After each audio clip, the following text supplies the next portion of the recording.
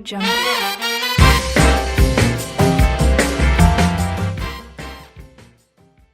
Assalamualaikum warahmatullahi wabarakatuh.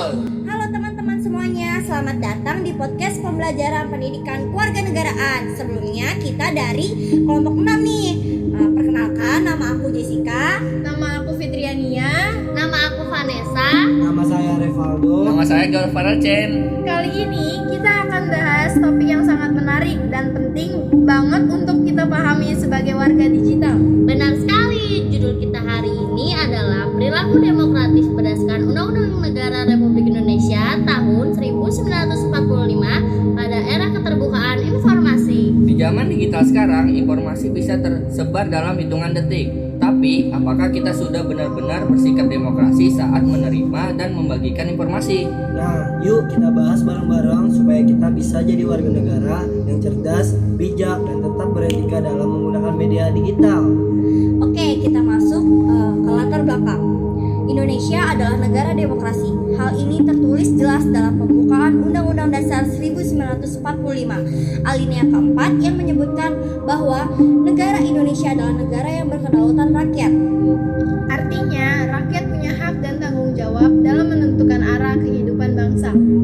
Tapi demokrasi itu bukan cuma soal ikut pemilu atau bebas berpendapat ya teman-teman. Iya, demokrasi juga mencakup sikap menghargai pendapat orang lain dan menggunakan kebebasan secara bertanggung jawab. Apalagi di era keterbukaan informasi seperti sekarang, di mana semua orang bisa bersuara lewat media sosial. Maka penting banget buat kita paham bagaimana perilaku demokratis itu dijalankan. Oke, kita masuk ke isi utama ya teman-teman. Menurut pasal 28E ayat 3 Undang-Undang Dasar 1945, setiap orang berhak atas kebebasan berserikat, berkumpul, dan mengeluarkan pendapat. Itu berarti kita semua punya hak menyampaikan opini baik di dunia nyata maupun dunia maya. Tapi kebebasan itu tidak tanpa batas. Dalam pasal 28J ayat 1 dijelaskan bahwa setiap orang wajib menghormati hak asasi orang lain dan tunduk pada pembatasan yang diatur undang-undang.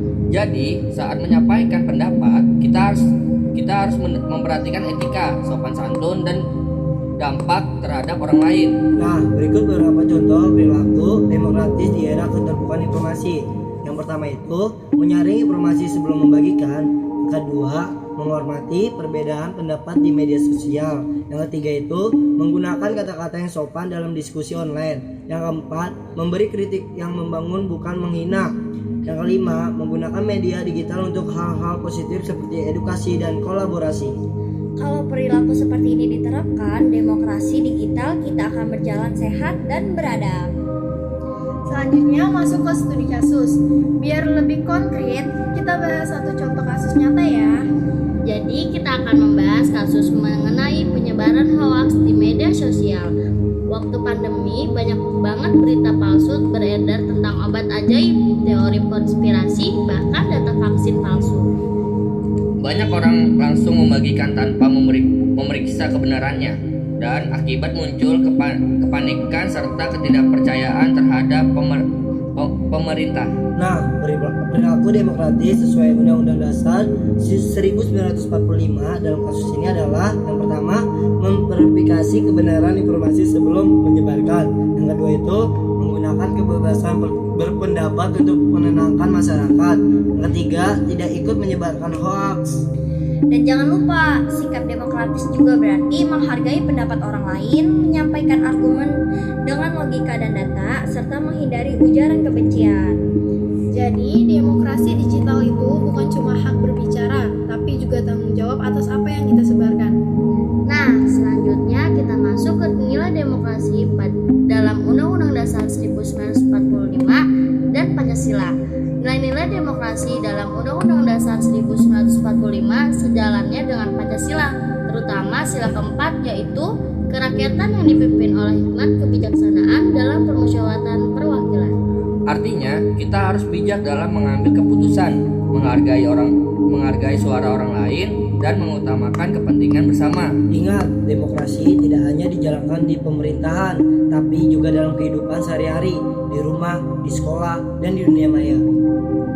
Oke, kita masuk ke penerapan di kehidupan sehari-hari. Ini ada beberapa contohnya yang sederhana perilaku demokratis di era keterbukaan informasi, yang misalnya Mendengarkan pendapat teman sebelum memutuskan sesuatu bersama. Yang ketiga, menghargai berpendapat pilihan di media sosial. Selanjutnya, menggunakan media untuk menyebarkan hal positif seperti edukasi dan toleransi. Tidak memaksakan kehendak dan tetap menjaga nama baik bangsa Indonesia dengan berkomentar sopan di dunia maya. dari pembahasan kita hari ini bisa disimpulkan bahwa perilaku demokratis di era keterbukaan informasi berarti menggunakan kebebasan berpendapat dengan tanggung jawab dan menghormati hak orang lain. Kita harus bijak dalam menerima dan menyebarkan informasi, serta selalu menjunjung etika dan sopan santun. Demokrasi bukan berarti bebas tanpa batas, tapi bebas yang diiringi rasa hormat dan kesadaran hukum.